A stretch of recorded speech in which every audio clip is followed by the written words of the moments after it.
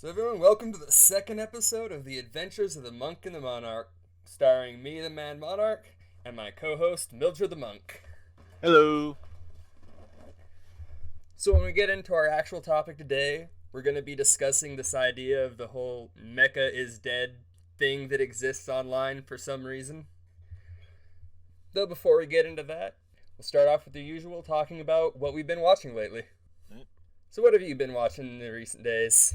Well, um, there's a couple things I've been going through. One of them is technically cheating on my part, since whether or not you want to count this as anime or just animation.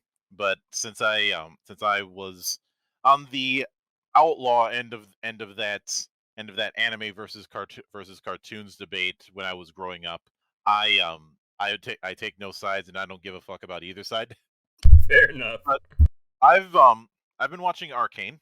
I I'm about halfway through that. I want to make this clear. I have no interest in League of Legends. I had a massive falling out with the game after I saw the writing on the wall for certain things. And I'd said that I'd love to delve into the setting that it takes place in, but relying on a game that has way too much handbraking and an inconsistent meta is something I can't do. Well, then this recent initiative that Riot has been going on to do League of Legends stories in other mediums is basically what I was asking for. I guess because the Valorant idea didn't stick. But there's been the Ruined King, which is actually pretty good, but that's video games, and Arcane, which it did take me about halfway through the first episode to kind of get settled in when it came to the art style. But I've very much enjoyed it. It is there's definitely some notes to be taken about building a world within building a world, and world building is one of those things I am very, very big on. Um, the other one that I've been watching, and I'm not nearly as far, is Back Arrow. Now, I realize I am late to the party regarding Back Arrow, but if I'm being honest, Back Arrow to me feels like a throwback to early 2000s Sunrise. And in particular, I kept getting reminded of things like Scryed and Star Driver. Now, I did watch Back And Arrow, but I I never sh- got around to finishing that one. the third one I should note that I'm being reminded of stylistically is Gun X Sword. See, I've not seen Gun X Sword. I am familiar with Scryed, though, and really like that one. But it's been so Yeah. long since I saw it. It's one of those shows, like, if I go back and watch it now, am I going to cringe at myself for liking this? Well, something you have to remember about the very late 90s and the early 2000s when it comes to animation is that the industry was shifting away from analog and starting to move more and more into digital, using digipaint as their primary medium. Yeah, we touched on And that a bit in the last episode. yeah, we touched on this last month, and some people got it. I'd say Madhouse was one of the people who managed to adopt it early on the best, but a lot of other people had teething troubles, as it's known in the engineering world. And that's why it's perfectly fine when you're looking at it through SD, but you try and upscale that into HD, and you start to see problems. Have you ever seen a bad HDification of an old shooter, like say Doom or Quake? Yes, they never really look quite right. I remember this is the reason why a lot. For example, when people try and port, say, Quake or Quake 2 into a more HD setup, the attempt that's trying to be done is trying to replicate the spirit of the original visual style without smoothing everything out. And the same goes when it comes to different renderers for Do- for Doom. And the worst example, of course, is Doomsday, that tries to make everything polygons, and it just looks really cheap. Oh I re- yeah. I realize the irony in that, in that statement, but it looks like it looks like a bad asset flip, even though it isn't. Um, but you end up having that problem when trying to upscale old media into a definition that it wasn't built for. And Scryed definitely has that problem. Although I would say that the best way to watch it these days is with the Blu-ray from Discotech, i.e. the kings of bringing back old anime you didn't know you remembered. I need And to look into their stuff more. Just I know their stuff they probably have. I've not seen because I was out of anime for a good few years there. a lot of the But stuff they yeah. cover is old classics, and I'm pretty sure a good and some of it is a case of trying to dig around for old formats, which means having to go on treasure hunts. That's Yeah. what they had to do in order to get the masters for Project ACO. Oh, they got those masters? I'll have to check that out. Yeah, a similar thing happened when it came to doing a re-release of Venus Wars. Um, I'd pay good money for them to do that when it comes to the Vampire Hunter D movies, but I'm not sure if they have yet. Um, and I wouldn't be surprised if eventually they work something out to get some of Animiego's old library. Oh, that'd be great. I love the idea that a lot of these old shows are coming back from when before anime hit quite the peak it's at now in terms of popularity. Hmm. Um, But back to the actual show. What was it? Back yeah, Arrow? yeah. Um, it is definitely a mech anime. Although I'd say that the mechs act more like stands because they have because they're based on the pilot's conviction. Yes, because I couldn't quite take this show seriously because of just how loose they play with that idea. I don't think it's meant to be taken seriously. See, on one hand, I agree. On the other hand, I don't think the show went stupid enough. I'd say it, but on a range on a range between serious enough to be to be a G Kids production or unserious enough to be on the level of Pop Team Epic. I'd say Back Arrow is a Trigun. Now, just to specify, like, I watched episodes 1 through 12. Mm-hmm. That's where I stopped on this. I heard someone say after that is when it starts to get interesting, but I wouldn't agree with the Trigun comparison based on 12 episodes. This is. I'm being facetious with this. Oh, okay. Like, Went over my head with that. yeah, and if when I think of going full silly, the two things that are going to come to mind for me is one of them is Pop Team Epic, aka Drugs, the anime. Um, the other is anything that Masaki Yuasa has done in the last 30 years, Alright. especially Mind Game. Right. Just You to want a kind of. drug Oh, go on. you want a drug trip, go watch Mind Game. Yeah, just to explain a little to our listeners about Back Arrow, when we bring up convictions, there's a guy whose conviction is he doesn't want to be roped into things. So he seems to get stronger when people like try to bind him with an ability of some kind. Hmm. That is how kind of loose these convictions have to be. That's why I made the comparison to Stans. Yes. That is a pretty good comparison right there. Because when you look, while stands certainly are a reflection of their user, when it comes to the powers that a stand can have, it is very much all over the place. There's you obviously have some that are offensive, some that are more support based, and plenty, especially as the series goes on, that are far more esoteric in how they work. Yeah. Sometimes just downright barely makes any sense. Soft and wet, anyone? I more think of Golden Experience Requiem. Um, Well, I guess that makes more sense. It's just kind of stupid. no, I didn't. I don't. If you want, if you want the more um esoteric end of stuff, I'd say Gold Experience Requiem is not the best analog. I would.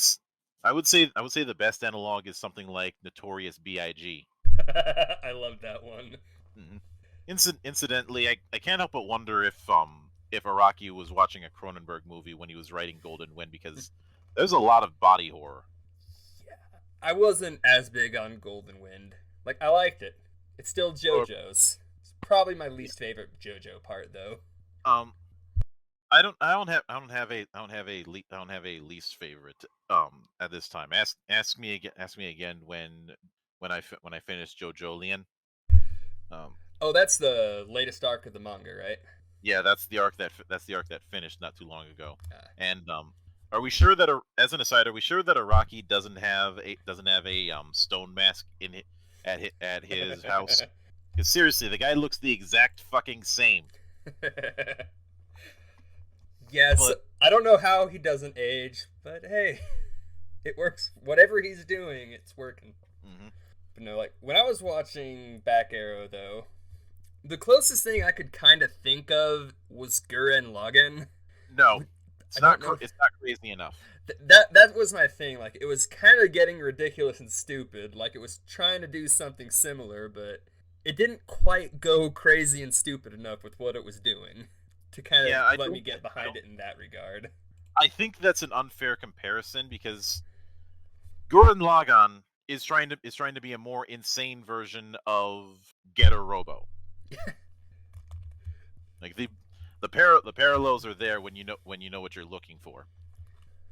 I guess But in the end, I just don't think Back Arrow really managed to commit to anything enough to get me to care.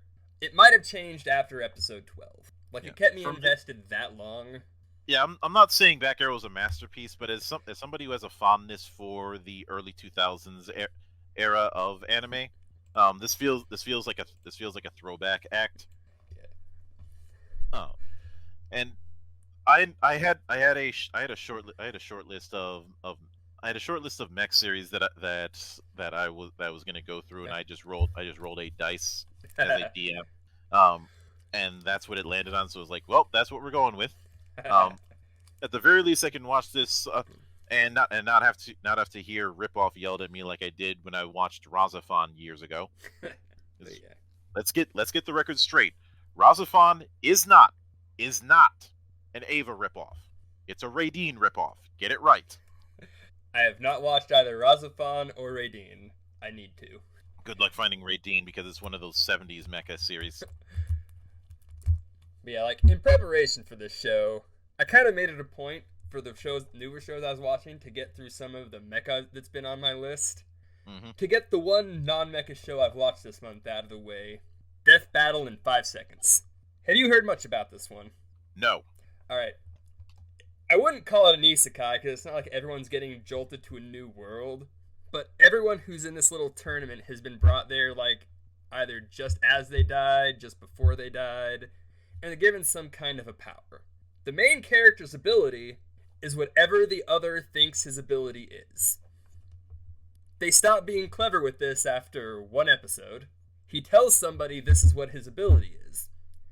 And so long as he's somehow engaging with her, whatever she convinces herself his ability is his ability. As long as she can visualize it. Are you understanding the immediate problem here? Yes.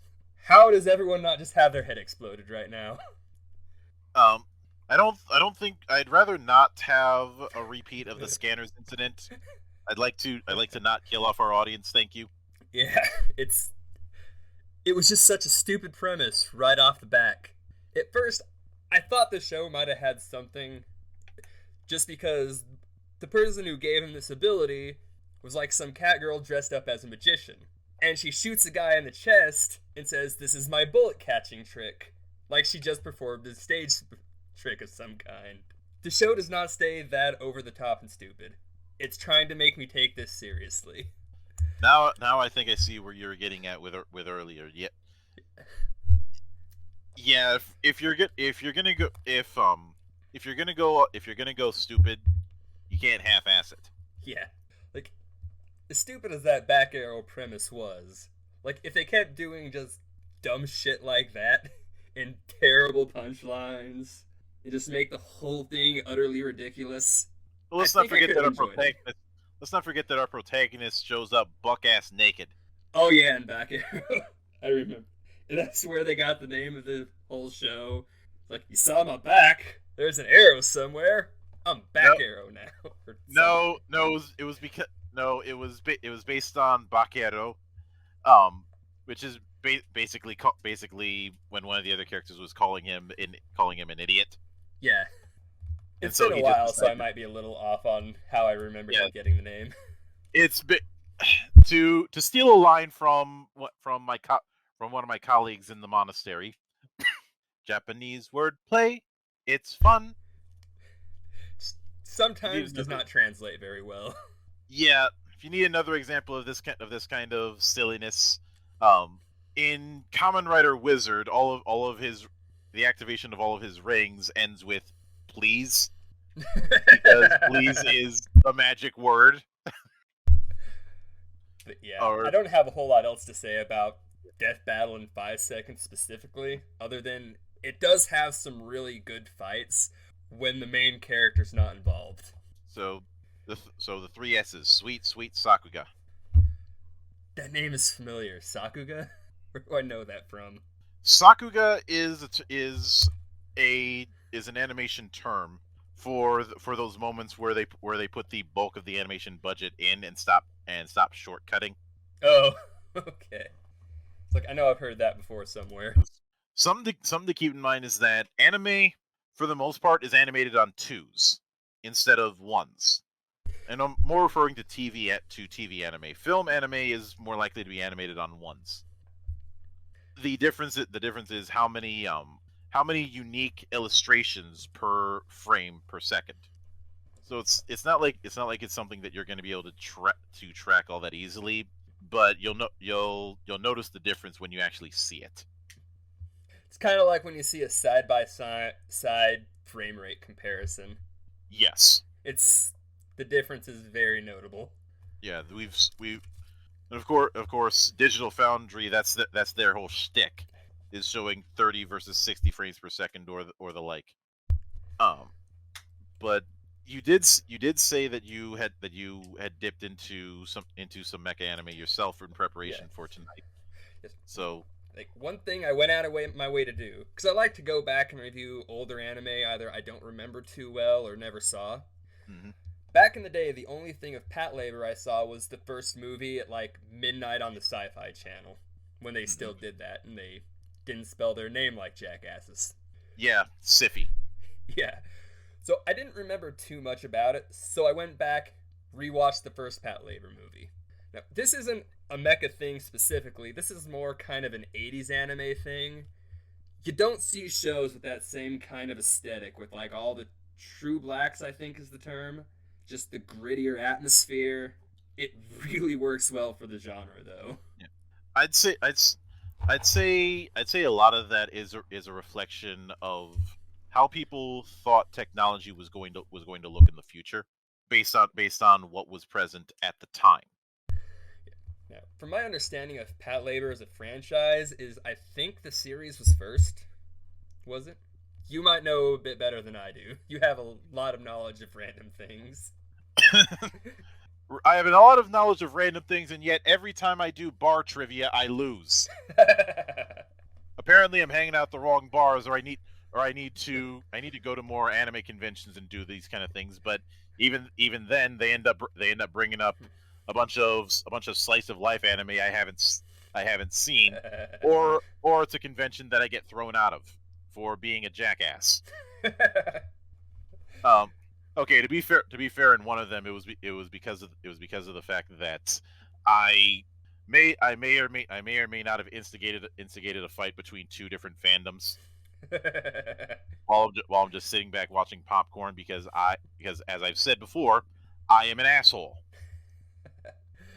But yeah, eventually I'm going to go through all of the other Pat Labor stuff because it's a really good movie. Yeah. There are times in it where I kind of felt there's a few things they expected me to know going in or people they expected me to care about. But despite that, the movie does a very good job at just getting you up to speed, making you care about what's going on. So I don't really feel like I was missing out on anything important for the plot watching Yeah, just the movie. yeah. The first pat, the first, the I had to correct myself because I ended up getting crosswired with with the manga, but the first OVA of Pat Labor came out in '88. So as far as it predating certain other works, no, because a lot of the golden classics that we consider when it comes to mecha came out in the '70s. Oh yeah, I just mean like the TV series for Pat Labor predating the Pat Labor movie, though, is what I was referring to. Oh, I don't know the exact timeline on when all the Pat Labor stuff was released. yeah. When it came to the TV when it came to the this it's the difference between the TV series and the OVAs and movies is complicated. But the TV series came out in '89. So maybe the movie was before it. Um, Well, I guess the timeline doesn't matter too much at this point. yes. It's really just how does the movie stand on its own. And it's great. Mhm. I like that it feels like an actual police force rather than just one guy doing everything. It's like they're building the actual case and it all builds towards a great final fight, even though there's not a whole lot of mech fighting in the movie. Mhm. And I'm perfectly fine with that because you can have, despite what some people may claim, you can have too much of a good thing. Oh yeah. But yeah, other than that, I finally got around to catching up on the rest of the 86 season 2. Hmm. It has some of the best mecha fights I've seen this year. I have nothing else good to say about this season. Though I think I'm like after I do my reviews, I'll generally look a bit just to see what the overall feel for the show has been. I think I'm in the minority on the 86 here.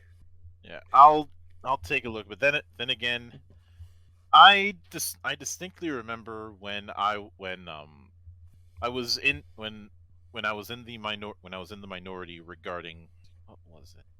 Damn it, I had it first. I had it for a second, then I lost it. Oh yeah, um, Common Writer Amazons, because season one of that was great. Season two of that was shit, and I know exactly who to blame for that, Mr.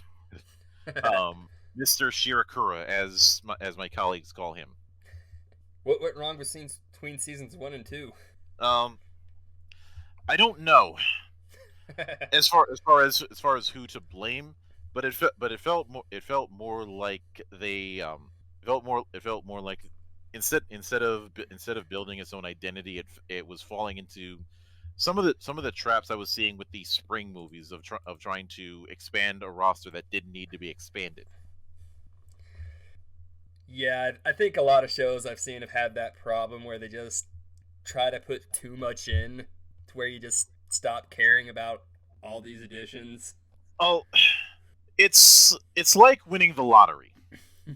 Some people after they win the lottery, they think that they have to move into a much bigger house, but they don't know how to maintain that bigger house compared to the smaller house that they used to live in. Yeah. Whereas the smart people will use that money to take what they've already got and just refine it. But in regard to that, when it comes to something being successful enough to get another season, there's this tendency to add more, and sometimes this is warranted, other times less so. Because even if you add more, you're basically you still that is more plates that you have to balance. And you ever seen somebody try and spin a few dozen plates while Saber Dance is playing in the background? It's not very easy to do. No, especially when you only got two hands. But and of course the issue of seasonal rot is something that could be a whole other conversation in and of itself, especially with with the seasonal format that we're seeing more and more in anime, as opposed to back in the day when we would be lucky to get a second season of anything. Yeah. It's been a weird change coming back to anime. Uh, But well, yeah. what I mean by that is up until I'm not sure when I can pinpoint this change happening, but up until a few years ago, there was the conditioning of you get 24 or 26 episodes or maybe 13 episodes and that's it. even if it's an ongoing work, you're not getting any further than that unless you are a big name shonen series. Yeah. And even then, it's hard to divide them by season because they were continuous, which is why you had filler episodes, for better and for worse. Mostly for worse. Mm-hmm. But yeah, like, I don't have much more to say about 86. I didn't already say last time. It was all the same problems, so I won't rehash all of that again. Mm-hmm. But there's only 2 other mech shows I watched this month. One of them I just caught up to episode 6 a short while before this podcast, and oh god, what was the name? I was just watching it. I believe it was Megaton. That was the one I was watching before, which I also have things to say on. So, for my review policy, when I do my written reviews, I have a 6-episode minimum. If it's 6 episodes, if it gives me no reason to keep watching, that's when I stop. If there's at least something worthwhile, I'll keep going, even if it's a terrible show. Megaton was just so stupid. Like, I brought this up to you a while ago, before we got the show recorded. Mm-hmm. But the people who wrote this show, or not the people who wrote the show, but like the people in the show who designed the Megaton Kyun, they have all of the specs for it. They know what all of its weapons do. In actual practice, they don't seem to understand how this thing works at all. They describe an ability it can do called the Megaton Punch. They said specifically, it's good for one-on-one encounters against shielded enemies. It is close range. What the guy piloting this mech decides to do is fly up in the air, use the Megaton Punch, and fire a giant beam of energy from his fist that wipes out basically all the enemies on the field at the time. This is his first time piloting this thing. Look, I'm perfectly fine with first time pilot bullshittery. It's a staple of the genre, or just first timer with talent is a staple of things. Yeah. I mean, even outside of shonen, you've got something like Akagi where Shigeru managed to outplay in a game of Reach Mahjong that he's never played before after getting the skinny on how the rules work. Just through his natural skills, and a fair bit of cheating, but because that he was able to get away with because there was a cop watching, even though 2 of the people in the match were Yakuza. See, there's that, and then they don't realize a punch fires off a giant beam of energy. Yeah, there's a concept that I remember a director for television that I talked to a long time ago brought up, and that is a series Bible. This idea that you have this document that is your go-to to keep everything in your world consistent. The beam thing that you described to me, that very much feels like someone in the writer's room saying, "Wouldn't it be cool if we did blank?" And then not thinking through the implications of blank thing. You see this with bad writers a lot. Yeah, it's the whole show though. Like, not one weapon on this thing seems to function like the people who have all the design specs understand it to function. You know, it'd be if I were in the writer's room, you know, it'd be the easy fix. What? Just say that we have a theoretical idea on how things work, but we didn't build this thing. We discovered it. I mean, if they did that, I probably wouldn't be judging this series so harshly. I mean, with that kind of thing, you can bullshit it as nobody else figuring these kind of things out because again, they're reverse engineering and educated guessing throughout the whole process. Yeah. Is it bullshit? Yeah, but it's a believable level of bullshit. Now, even if they got through with that, though, or somehow made the bullshit less stupid and easier to digest, the show has done something I've seen in quite a few mecha anime in the past couple years. Like, you'll have the typical style of animation for when it's just the people doing stuff, but when it goes to the mecha, they'll switch over to CG for the fights. On one hand, I don't mind it, but this is some bad CG. Okay, let's get it out of the way. Let's get it out of the way quick. Is it as bad as CG Berserk? I did not watch CG Berserk. What I can tell you about this show, like, it's one of those things you have to see. But the way the mech looks, it looks like it's kind of would move like you would expect your average kind of mechs from like earlier Gundams to move around. A little clunky, but you can believe they move that way. This looks like that's how it should be moving, but it's moving around so agilely and just bouncing around everywhere. Even in a world where everything is CG in these battle scenes, it doesn't look natural. It's horrible to watch. Okay. Let me rephrase it because I need to see how bad is bad in this case. Are we dealing with X-Arm levels of bad? X-Arm. I know I've watched X-Arm. That was part of that batch of Crunchyroll co-productions that was so bad that the trailer locked off comments and ratings. Oh. And then there was that expose that was put up in ANN where it turns out that it wasn't a case of Crunchyroll or the like being idiots. It was a case of the director being way too overconfident and thinking that they could mocap everything when the guy behind Beastars had warned them, don't fucking do that. Okay, so I looked up X-Arm real quick just to remind myself of what this was. This looked like a horrible show well before I'd considered watching it. So I was like, I'm not gonna waste my time watching. It just looks bad. It is. I only got through one episode and then I quit because of the CG looking like a PS1 game. I don't think it was quite that bad, but we're talking the same ballpark. That sounds like praising with faint dams. Yeah. Like, the rest of the show looks fine.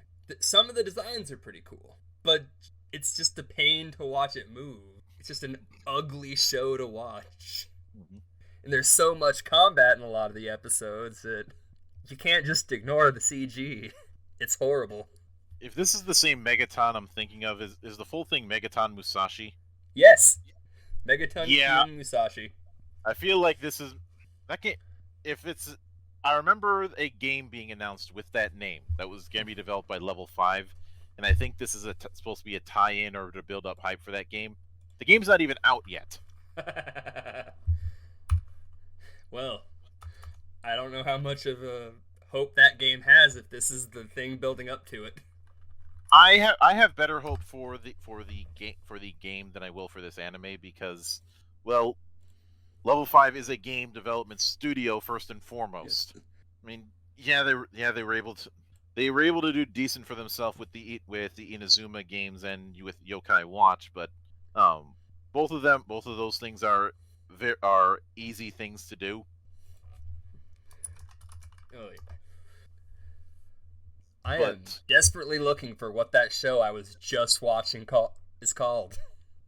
I think that speaks volumes on the impact the show had on you. Yes, it does. Like, here's the premise in case anybody watching may be able to point out what this even is. Actually, hold on. I think I just saved it on my list here. Did I? Kyokai Senki. I am not familiar. I don't know what the English title is, but Kyokai Senki. The idea was interesting. Like, with all the Japan's facing a bunch of economic issues, birth rate issues, a bunch of people from different countries started, sending resources, helping out. But it got to the point they almost basically took control of Japan. There's a thing... I'm familiar with this. Yeah, there's a thing called the Border War. Japan's now basically divided between 3 different factions, I think it was. It's 2 or 3. One of them. I don't remember. I've only really seen much to do with the American faction in Asia. Mm-hmm. It's an interesting idea. Main character wasn't someone who was royally screwed over. His parents didn't die because of the government or fighting, but he kind of gets wrapped into this. So you have a dude who doesn't have any major issues with anything, having to decide what he's going to do. He somehow gets a hold of an AI. He was building a mech out of a bunch of parts he was scavenging for fun. It's like, all right, you have an interesting premise here. You can do something with this. After 6 episodes, almost nothing has happened. Like, that's the show. Nothing's happening. Sounds like they decided to take their time. I think sometimes companies or some of these creators, they mix up kind of a slow build pace and plotting. I just don't know what they're trying to make me feel here. The villains are so just cartoonish. I can't take it seriously from a story perspective. The characters aren't really all that interesting either, so I can't get invested in them. The fights are pretty cool. It's nothing to write home about. It's about this time watching this I realized I have picked nothing but the worst mecha anime to watch all year. I can't think of one I watched that I've actually liked. Well, liking is always going to be subjective, and I'm pretty sure a more cynical person would use that to say, see, Mecha is dead. Which I think is a good segue to the topic for this episode. Yes.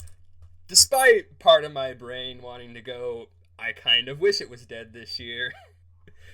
I don't really understand why people think that. Yeah. Now, this was a topic I had considered for my own podcast early on, but circumstances kept kicking it down the road. But what I find very interesting on the matter is how the people who insist on it so vociferously, in this as if they were talking to someone who believes that the Earth is flat. Uh, which, if you've seen the anthropomorphized Earth, she is not flat. uh, but the there was an article back in 2020, back in October on the matter, that went into the fact that the mecha genre is having a resurgence. And while somebody might say it's dead in the West, is it really easy to say? Can you really say that when it comes to the exploding I wouldn't say exploding, but the increased popularity of Gunpla as a hobby and a pastime thing? There are entire streams on Twitch or on YouTube dedicated to it. The mech appearances in things like the Pacific Rim movies, or briefly in Ready Player One. Seeing some love for older and newer forms of Gundam. Um, and a lot of this writing on the writing on the boom that we seem to be dealing with when it comes to anime in general and anime streaming. And the piece de resistance on the matter is something that 10 years ago I didn't think would ever happen. That being seeing proper, localized, legal versions of Super Robot Wars. The capstone of this being Super Robot Wars 30 managing to get to the top of the Steam charts. A fact that one of my colleagues repeatedly rubbed in Gigak's face, screen capping that and quote and throwing his quote back at him, because we are nothing if not petty. Yeah. All right. And I'd also be remiss if I didn't bring up some arcade ports like Gundam Versus and Extreme Versus, Yeah. as well as stuff like Daemon X Machina or Metal Wolf Chaos, and a bunch of other mech projects in the indie scene. And despite my distaste for the second season of the 86, as I mentioned, I'm the minority here, it seems.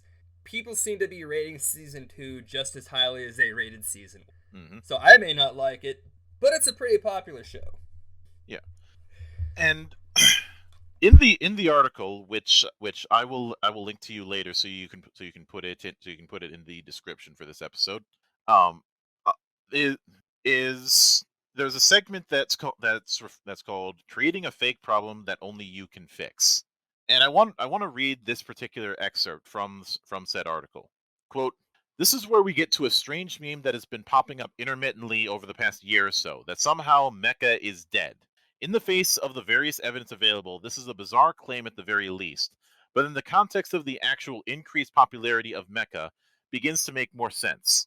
Specifically, many of these claims originate from quite specific sources that work for a new agency that is trying to position itself as some new kind of creative consultancy. So why not pick the most successful and lucrative genre out there, claim it's dying, and then get called to fix the fake problem you brought up in the first place? This is by no means to this is by no means a new approach to take, and in a less social media oriented era, it tended to work out pretty well. However, these days this kind of thing is met with obvious and understandably critical resistance online. What makes this thing so odd, though, is that it's a very parochial strategy, a strategy that will have no impact on Japan, which is arguably the cultural origin and home of the mecha genre. So if this is such a non-event and already a lost battle, why bring it up at all? Um, as far as the answer to that, I'm of the opinion that the reason people would bring it up is you have certain people, both Anitubers and otherwise, who want to be the arbiter, want to be ironically the gatekeeper, and this and and Mecha is something that for whatever reason they've never gotten on with. And while it is certainly not in the I think for a lot of them, if it's not in the top tier, then it's not worth discussing. The kind of thing when it comes to the influencer dynamic. And I think a lot of them have this idea that because the zeitgeist is hyper focused on things like isekai these days, then something like Mecha is dead because it's not the massive everybody's making mech anime juggernaut that it was 20 or so years ago.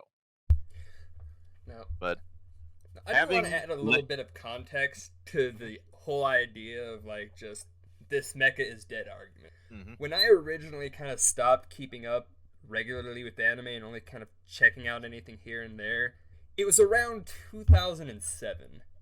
Mhm. Around that time is the first time I've ever heard the idea that mecha is dead.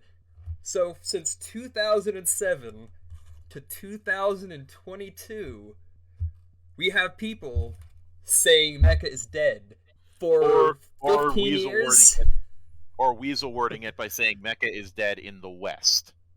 Yeah, but 15 years they've been saying this. And first off, did I ever tell you about the definition of insanity? Yes.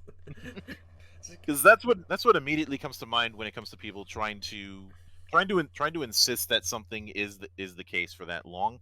And I liken it to when because I've seen this kind of thing where people say that certain genres are dead. Or I remember someone trying to argue with me that metal is dead, which as somebody who is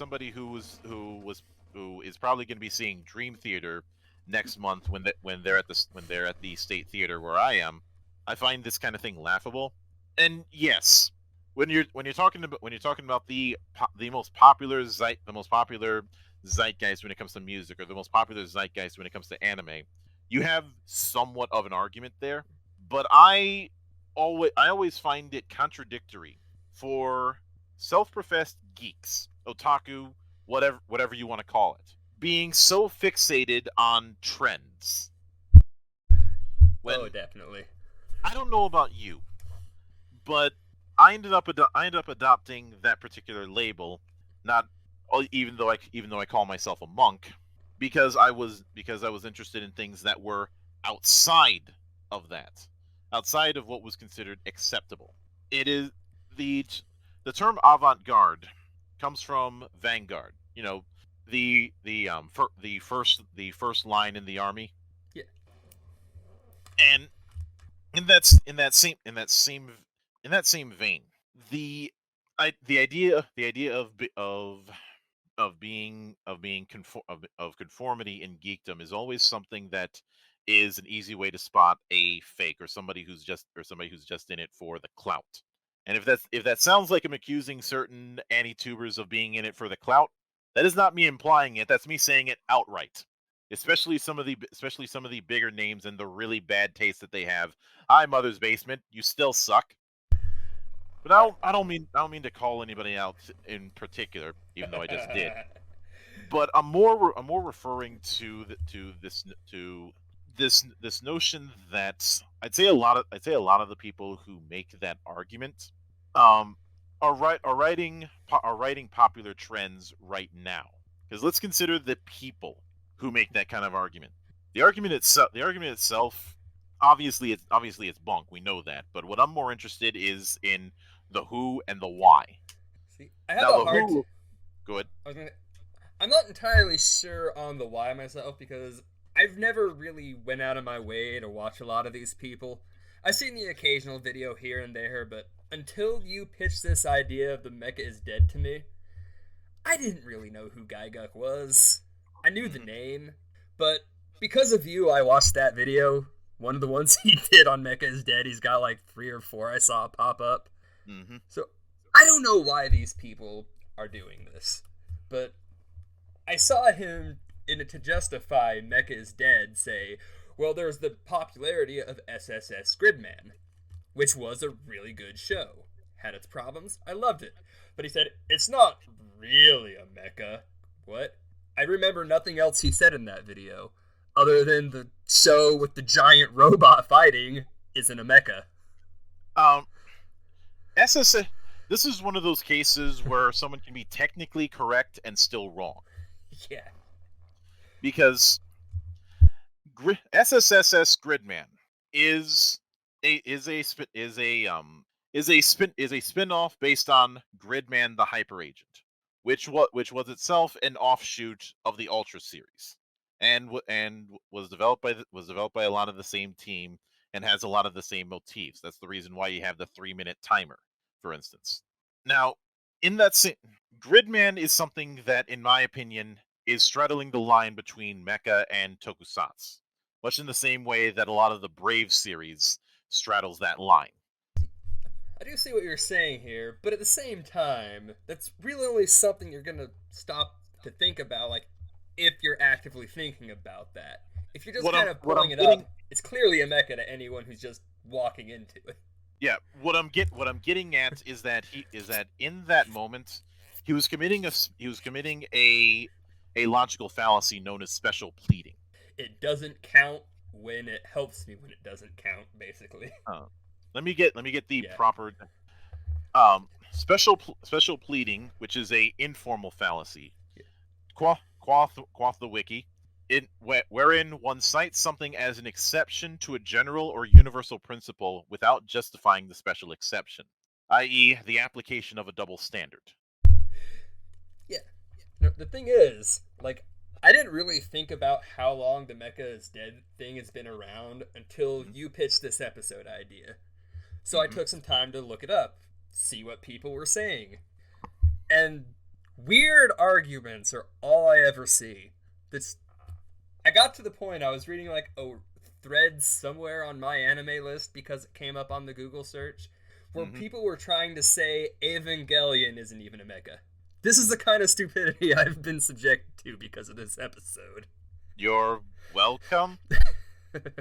Although to be honest, the sole reason one might ask why I subject myself to this level of stupidity, and the answer is very simple. One of my biggest inspirations for how I approach critique is Vincent Flanders, who has a web usability background and created a site over a decade ago called Web Pages That Suck, which is basically his means of teaching good web design by showing the worst of web design as a don't do this kind of guide. And in his first book, also called Web Pages That Suck, there was a remark that said, unless you're abnormally gifted, the best way to learn a craft is to not only understand its tenets, but its pitfalls. In that same vein, I like to see the pitfalls that people fall into so I can better understand what not to do. And I think it's very telling that they have to that a lot of the argument is about what doesn't count as a mecha. Yeah, 'cause when you gotta start taking some of the more known and popular things that would count as a mecha and somehow justify not counting them to make your point. If I may play armchair psychologist for a minute, I wouldn't be surprised if a lot of people's perception about what counts as a mecha in that regard begins and ends with Gundam, which to a degree I understand. To a degree I understand. It is the most popular franchise. It is the flag bearer franchise, much in the same way that Dungeons and Dragons is treated as the flag bearer for fantasy role playing. However, in that same vein, when you end up making a qualitative argument about mecha, and you have to rely on special pleading, then I think I am very much within my rights to call that out. I think another argument I did also see brought up multiple times Mm-hmm. because I had to keep looking into this because I hate myself apparently is that they're all saying, "Oh yeah, there's still a lot of mecha anime coming out, like a lot every year, multiple a season even, but almost all of them are bad." Like, does that mean isekai is dead? Um, Because I the think there's quality way more bad isekai than mecha. the quality of, if I'm being honest, the quality of the mech series is irrelevant. Exactly. You can't call that dead because of bad quality. And then look at, like, again, Isekai, which has such a deluge of just horrible shows. Because, Um, it's the big trend right now. Of course, there's going to be so much horrible shows. You'd are have you to also familiar say that is dead. Are you familiar with Sturgeon's Law? Yes, 90% of everything that comes out is shit. Or The something to the that whole effect. the whole line is anything can be art, but 90% of all art is crap. Yeah. The the context for it was that at the time, science fiction was looked down on in the literary world, and a lot of critics would use a couple examples of bad pulp SF to say that the entire genre is without merit. And the argument that he was trying to make is that using a few bad examples to say that with that to bring that up with the entire genre is fallacious, because you can do that with anything, and if you can do that with anything, then the argument has no weight. Yeah. But this seems to be every argument I have ever read about Mecha being dead. Mm-hmm. I have not seen anyone like make any point other than, well, it's not at its peak. Like, it's not the biggest mecha has ever been. It's not the most influential. Yeah, nothing's gonna be for its entire run. Mm-hmm. You can't use that to say something's dead if it's still this popular. Especially if it if it was dead, would Yokohama agree to allow for a life size recreation of the original RX-78 to be displayed? Yeah, like that kind of goes though that when they say it's only dead in the West, so that wouldn't apply to that. It's Which still a again, stupid argument. which again is special pleading, Yeah. especially since in order one you'd have to define what exactly constitutes as as a dead genre. And two, you would have to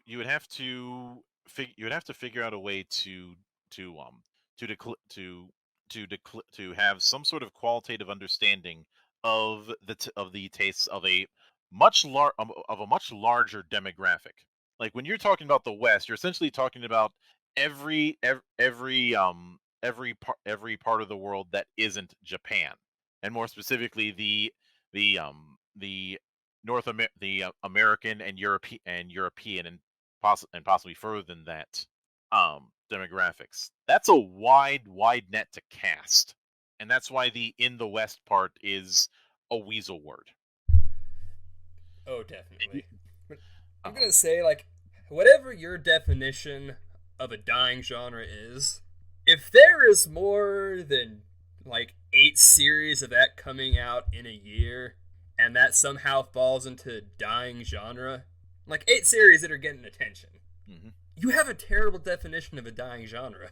Well, I It's because of how bad the argument is. That's why instead of focusing on the argument, I decided to start focusing on the people. Um, and one question that got me thrown out of it that got me thrown out of a discussion on the matter is it truly dead or do you want it to be? Because that was a bridge too far, according to one of the people I was talking with on this matter. I think because they couldn't handle getting called out. But my whole thing was, okay, I'm willing to bite. I want you to convince me beyond a reasonable doubt that Mecha is dead in the West. However, once you lay out your argument, it's open season for me because that's the way this works. And if there isn't if there and keep in mind what I said, beyond a reasonable doubt. Yeah. That is, I do not consider that to be too extreme of a qualifier because that's what we use in the courts. Yeah. Now, like, the only real trend I've noticed among the people making these arguments are two things. They're the really big anti-tubers that I happen to end up watching that mostly focus on just the really big trends, or if you're seeing people argue on, like, the forums and whatnot, when people start bringing up all the mecha coming out, they're like, I've never heard of any of these. It's all coming from people who don't really seem to care about the genre and only know, like, the highlights over the Yeah. decades. And which I'm not which there's nothing wrong with not having encyclopedic knowledge. Not everybody can be me. Oh yeah. However, if you're going to make a qualitative statement without that knowledge, then be prepared to be wearing your pants around your ankles. Oh yeah, like, I have no problem with people who only really watch the most mainstream stuff. That's the stuff that appeals to the most people, lowest common denominator. It's not a bad thing, but the people who really are only watching that, I wouldn't expect to know more. Like, I Yeah. don't expect these people to be watching your Dororos, your Double Decker, Doug and Krill, or any of his, like, weird smaller shows. But there's so much out there beyond just the mainstream stuff. hmm So, And like, I just don't really see why a lot of the smaller, like, just the normal people make this argument. Like, I kind of understand the anti-tubers. They want the trends, they want the clicks, they want to say stuff that's going to get people riled up. But just the random people on the forums? I'd say I ended up getting thrown out of a lot of anime forums back in the day. And a lot of there was in a lot of those forums there was a high degree of elitism and cynicism. Um, some of them very much more than others. And while that certainly applied to A on 4chan, with some it's that's not exactly applicable because once again A is a bunch of shitlords Yeah.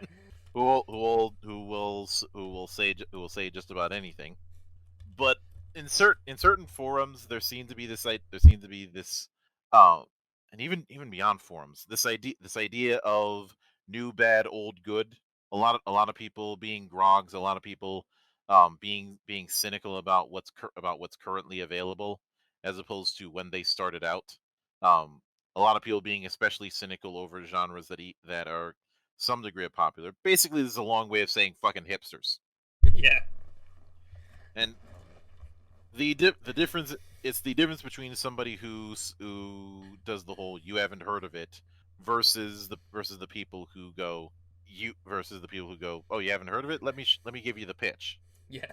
And I think for some, the idea that they'd have to humble themselves with a genre that's outside of their comfort zone causes them to double down. If it sounds like I'm playing armchair psychologist about this, it's because the argument itself isn't as interesting as the people who make it. I can see what you're And saying there. Because, again, the the arguments are so easy to just kind of push aside, like, what are you talking about? Yeah. Um, I liken it to when somebody says that all shonen battle anime are the exact same, and that's why they're bad. Um, there's if you're gonna make that argument, does that also mean that the quality of an anime is dependent on how unique it is? Because if that's the game you want to play, I don't think you want to know where that road goes down. I mean, a unique premise definitely helps. But you can have just a generic premise just as long as it's executed well. hmm plus there's the fact that some people just enjoy something just because they do. They don't need to have a highfalutin reason. I I remember when somebody grilled me over the fact that I was enjoying parts of Black Clover. Yes, I know. But he had said, "What? Why do you enjoy that? It's basically a poor man's Naruto and Fairy Tale. What's the big deal?" "Huh, it's fun. I like it. I didn't need any more than that. And I know I'm getting past it, but I want to go into this. There's a I find that the people who make the argument have a degree of elitism, and I'd say some don't care for the massive position that Gunpla has, and just the subculture of making and customizing model kits, which there's a few there's a few customizers I follow on Twitter who do some really good stuff. But Yeah. Gunpla was never something I followed too much. Like, I've mm, seen Gunpla. Some of them look really awesome, but I've never been a constructor, so it's not something that's ever caught my attention, so I don't know a whole lot about that scene and community. I'm not an expert, but I was able to piece things together by osmosis from previous experiences with, say, Lego and with proper model kits as a kid. Fair enough. Oh, and of course these days there's plenty of videos going over what Gunpla is.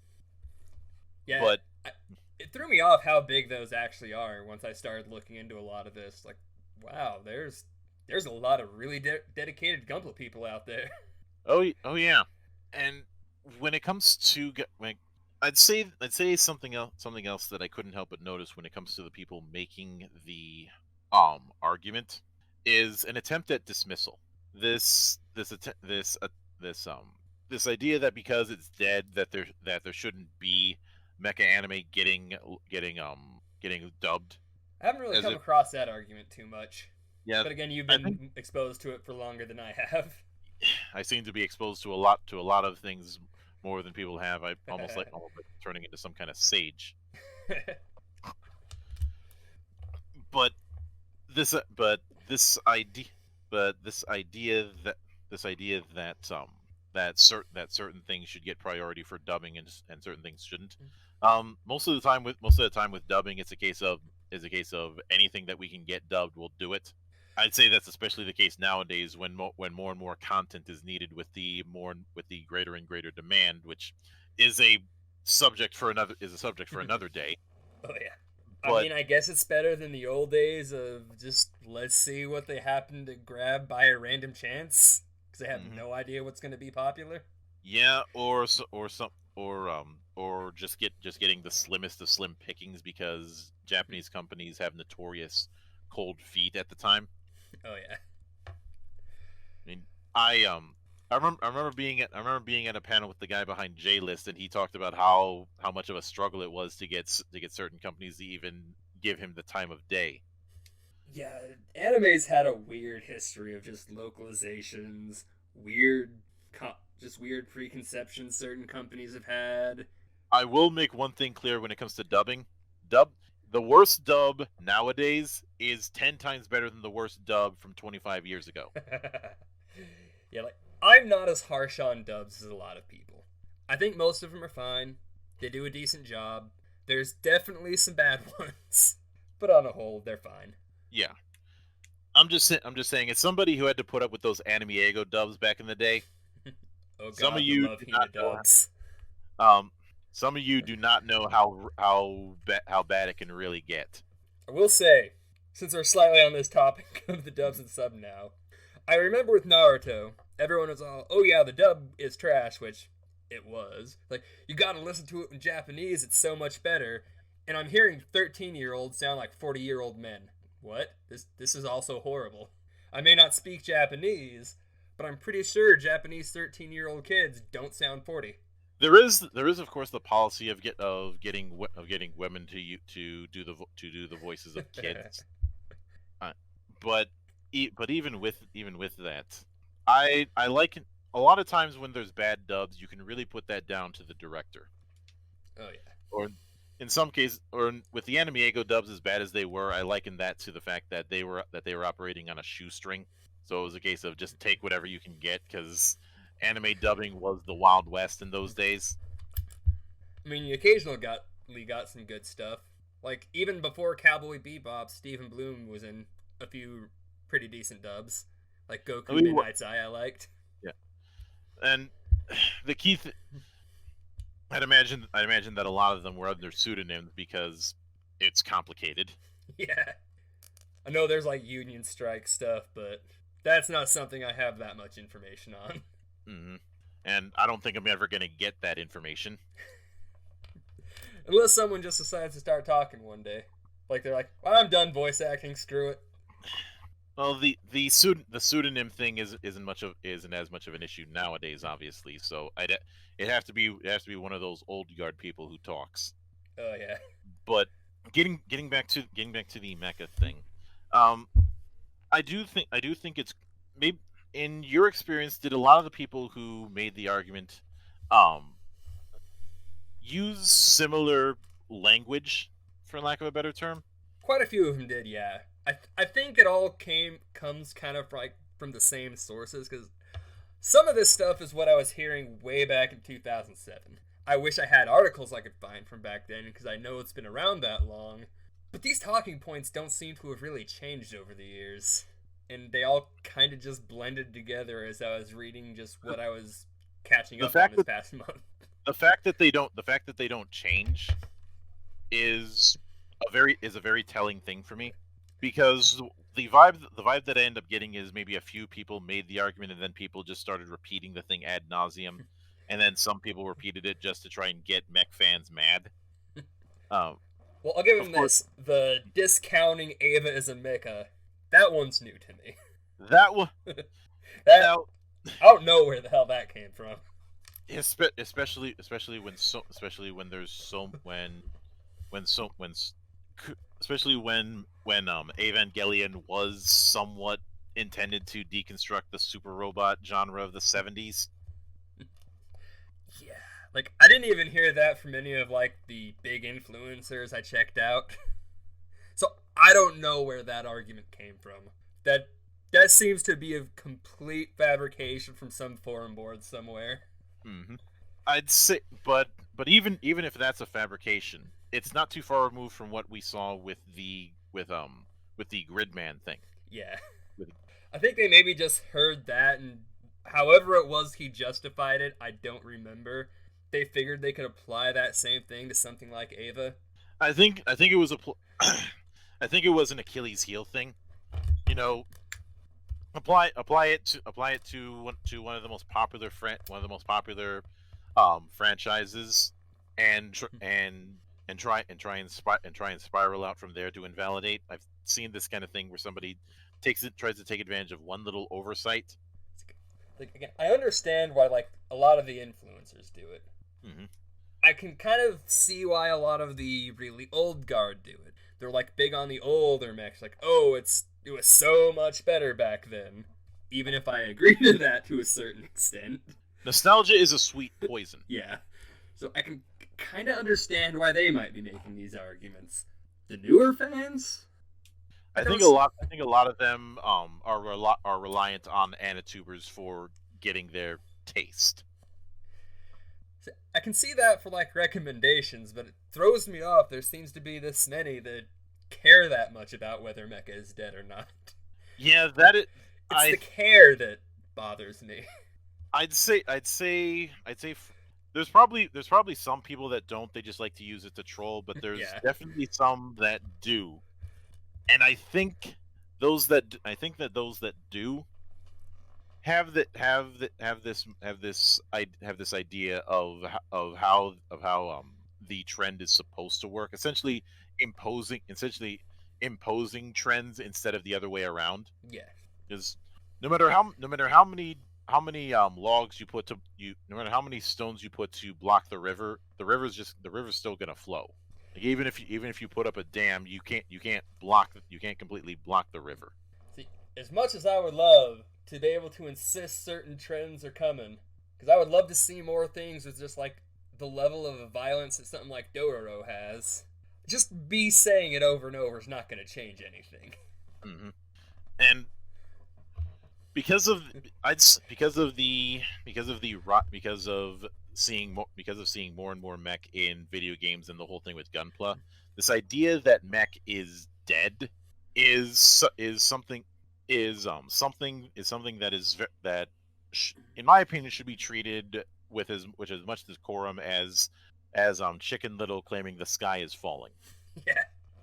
Mecha Or may have its day where it finally dies. It's a possibility. I don't see that happening anytime soon. if I'm being honest, because of how ingrained it is in the zeitgeist, if it did die tomorrow, somebody'd end up bringing it back as with some sort of throwback or something like that. Yeah. I mean, we kind of saw to use a parallel example. Consider what happened with Transformers. Big in the '80s, when the '90s rolled around, they tried doing the G2 thing. It didn't work because the popularity of robots had fallen by the wayside. Then a few years later, Beast Wars comes along, and that gets big. And eventually enough time passes that we start seeing more G1 stuff, and that leads us to the present. I'm vastly simplifying the matter, but the point is that when an idea is that entrenched into the zeitgeist, it is very difficult to kill. Yeah, like, it's not just an anime thing. As you said, we've got Transformers here. There's been all kinds of robot stuff from the West. Maybe not as much, but it just comes down to giant robots are cool. Yeah, and to use a non-anime example with this, one of the more popular miniatures war games outside of Warhammer 40K is Iron Kingdoms, which has steampunk mechs. And one thing that's been getting a bit of a resurgence because Games Workshop has been BattleTech / Mech Warrior. I did not think I would get a Mech Warrior 5 years ago because there's a long gap between Mech Warrior 4 and 5. And of course, there was online, but that's a whole other can of worms. Yeah. And Living Legends was a fan project that got out of hand, although it's really good and free. But but a lot of the people who got pissed off and left 40K have been going over to BattleTech, and that community has been nothing but positive to them. And granted, BattleTech's particular mechs are more tanks with legs than the jumped up power armors of Gundam. I'd say if I'd have to make an anime comparison, did you ever see Votoms? I think I saw it, but it might have been a while back. It's not sticking in my memory. I'm referring to the more grounded kind of mech. Yeah, I've seen quite a few shows with things like that, like the '86. Yeah. One could argue I was gonna argue Full Metal Panic, but no, that's more power armor. You just don't have a lot of flight. I hated that show, and I don't remember why. But yeah, I see what you're saying. And in that same vein, one could argue I've had to deal with the argument for years that people only want to play D&D, but eventually people get sick of that and they end up going to other things. Like, I only really played D&D because that's what the group I was in was playing. I'd have rather been playing something different. Well, but yeah. But I think we've exhausted the topic. The bottom line is anyone who claims that the genre is dead or dead in the West, you're gonna have to be prepared to eat those words, especially as time goes on. Yeah, and like an idea like mechs, like it doesn't matter if you're a kid, if you're an adult. It doesn't even seem to matter what generation you were born in. People just think giant mechs are cool. It seems fundamental. So I don't think it's going anywhere anytime soon. Mm-hmm. Yeah, but even with that, there's a lot of mech games and a lot of mech works that I'm looking forward to seeing in the coming years. And while I'm not as big of a mech fan as you, like I never really go out of my way to find mech anime, but I still enjoy them, even if everyone I've watched this year I've hated. There's still good stuff out there. Yeah. But I'd like I said, I think we've exhausted the topic. Yeah, since I think we pretty much largely agree on everything involving this. Mm-hmm. All right. So, with the topic discussed to its full length, I think it's a good place to call this episode. And Yeah. we should be back next month with a brand new topic of some kind. Mm-hmm. As far as what that is, you'll see. You'll see when it happens. I like to keep people on their toes. Yeah, we'll figure something out. There's plenty of things to talk about in the anime world. Mm-hmm. So, as usual, all of our links will all be in the description of the videos, wherever it is you're watching this, be it YouTube, BitChute, 3Speak, and Odyssey. Mm-hmm. So, yeah, with that, see you next time and enjoy your guys' night. Stay frosty.